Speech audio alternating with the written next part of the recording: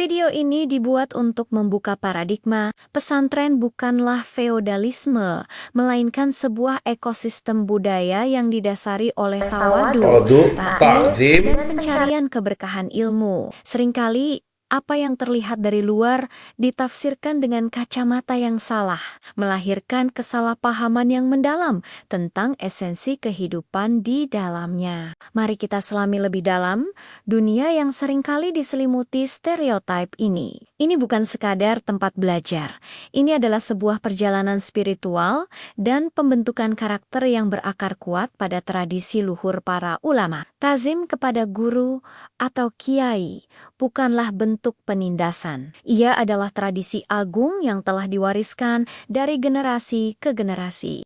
Mencium tangan guru bukan sekadar formalitas, melainkan simbol ketulusan hati seorang murid yang mengharap ridha dan barakah dari ilmu yang akan diterimanya. Tradisi ini menanamkan rasa hormat yang mendalam, sebuah pondasi penting dalam proses belajar. Ini adalah ikatan batin antara murid dan guru, sebuah hubungan yang melampaui sekadar transfer pengetahuan. Perhatikan bahasa tubuh seorang santri ketika melewati kediaman kiai. Mereka berjalan perlahan, sedikit menundukkan kepala, bahkan terkadang berjongkok. Ini bukan tanda keterbelakangan atau rasa takut yang membabi buta. Sebaliknya, ini adalah bentuk penghormatan tertinggi, sebuah adab atau etika yang diajarkan untuk menghargai sumber ilmu. Bahasa tubuh ini adalah cerminan dari kerendahan hati, sebuah pengakuan bahwa di hadapan ilmu dan orang yang berilmu, kita perlu menempatkan diri dengan penuh sopan santun. Ro'en atau kerja bakti yang dilakukan secara bergiliran sering disalahartikan sebagai kerja paksa. Kenyataannya, Ro'en adalah tradisi yang menumbuhkan rasa kebersamaan dan gotong royong. Disinilah setiap santri belajar tentang keikhlasan, tanggung jawab, dan solidaritas. Membersihkan lingkungan pondok bersama SMA adalah pelajaran praktis bahwa kebersihan adalah bagian dari iman dan bahwa kontribusi sekecil apapun sangat berarti untuk kepentingan bersama. Ini adalah laboratorium sosial untuk memupuk kepedulian. Kehidupan santri memang identik dengan kesederhanaan. Tidur beralaskan tikar, makan bersama dalam satu nampan besar di lantai, atau belajar di bawah cahaya lampu yang redup. Namun, kesederhanaan ini bukanlah penderitaan. Justru, kondisi ini membentuk mental yang kuat, menumbuhkan rasa syukur atas setiap nikmat,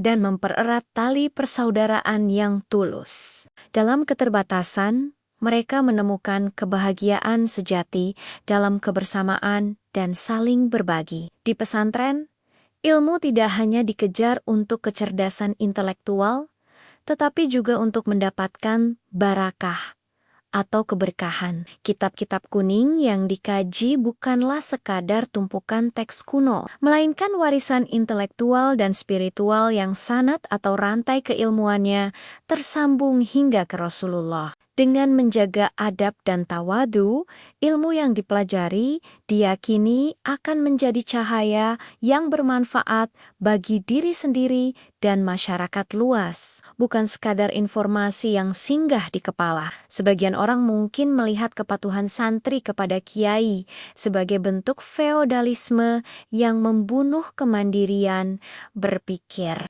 Namun, jika dilihat dari perspektif spiritual, ketaatan ini adalah sebuah disiplin diri, sebuah riadah atau latihan jiwa untuk menundukkan ego. Ini adalah jalan untuk mencapai kebijaksanaan, di mana seorang murid mempercayakan bimbingan kepada guru yang lebih berpengalaman dalam menavigasi lautan ilmu dan spiritualitas. Ketaatan ini bukanlah kepatuhan buta, melainkan kepasrahan yang terdidik. Tazim dan rasa hormat yang tinggi kepada guru bukan berarti membungkam akal dan pikiran kritis. Justru sebaliknya, di dalam lingkungan pesantren, Penghormatan kepada guru berjalan seiring dengan terbukanya ruang untuk bertanya dan berdiskusi. Dialog antara santri dan ustadz adalah pemandangan yang biasa. Rasa hormat menciptakan suasana yang kondusif, di mana pertanyaan diajukan dengan adab dan jawaban diberikan dengan penuh kebijaksanaan, bukan untuk saling menjatuhkan, melainkan untuk bersama-sama mencari kebenaran. Pesantren adalah institusi yang dinamis. Sambil memegang teguh tradisi luhur pengkajian kitab kuning, mereka juga membuka diri dan menyambut modernitas. Penggunaan laptop, smartphone, dan teknologi digital untuk menunjang pembelajaran adalah bukti bahwa pesantren mampu beradaptasi. Harmoni antara masa lalu dan masa kini terjaga dengan indah.